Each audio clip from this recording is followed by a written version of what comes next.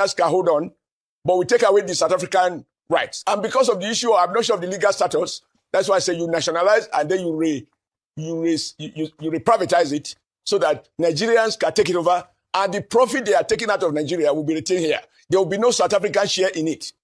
The same goes for the other bank, RBCTH. There are quite a number of them like that. And Rufai, I am happy that after I made the point that the president of South Africa is a major shareholder in MTN, and as of the time I spoke, he has found it very convenient to keep quiet. I am also aware that during the campaign of President Ramaphosa for election to the office of President in South Africa, he made the issue that foreigners were doing the jobs of South Africans. Now the South Africans are hungry, there is no employment and so on, and they have transferred aggression against black people. So I said, when you hit Ramaphosa as president, you touch his economic interest in Nigeria, he will speak out. And call your colleagues in South Africa. Okay. They will tell you after they watch what I said on the floor of the Nigerian Senate. Thereafter, President Ramaphosa came out clearly to condemn the attack on black people. He didn't do so until I threatened his interest. Yeah. But if you ask me, allow me, excuse me. No, hang on, let me finish. When you ask, I beg you. But it's the same government that is saying they want investors. Okay, so how does that sound like when you can arbitrarily nationalize people's shares when they come to invest in your country and you want foreign direct investments? So if Nigerians have chaos with any citizen of any country, they nationalize their shares. That's how Oshomole sees things, right? We just nationalize people's shares like that. No. Now, what I want, Rufai, sorry, not Rufai. Go ahead. You place more weight on wealth than the life of human beings. If anything leads to the death of Nigeria, what is the value of wealth to the death? If it is your own value system, that investment is more important than the life of Nigerians that have been wasted and killed in South Africa, and the government is not on record as having convicted anybody to prison.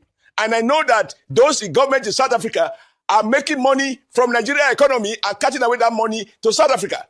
Now, in my judgment, and this is a matter of value judgment, in my judgment, life is more important. We don't want investors who invest at the expense of human blood.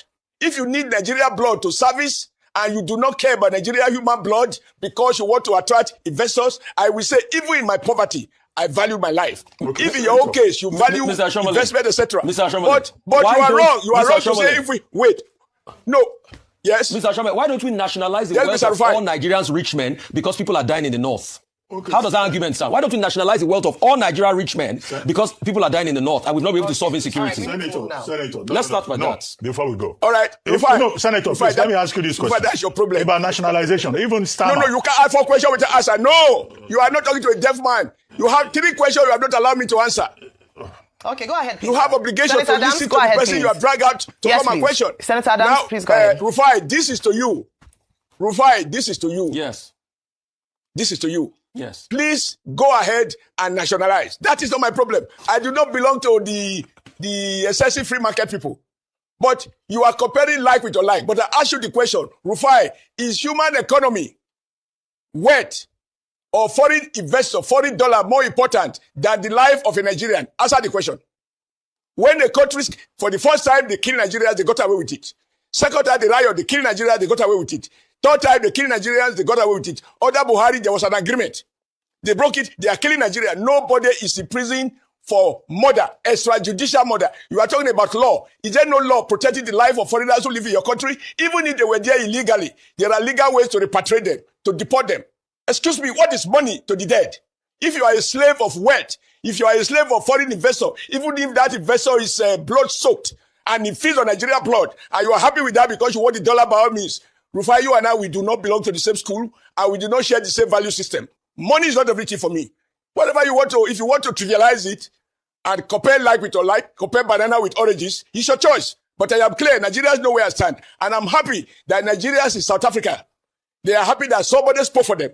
And even the South African president, after I spoke and I accused him of doing nothing, and that he will go on his knees to beg, when we hit him, he has made a broadcast condemning the attack, which he didn't do before I said it. So I have no regret whatsoever. All right, Senator, thank you.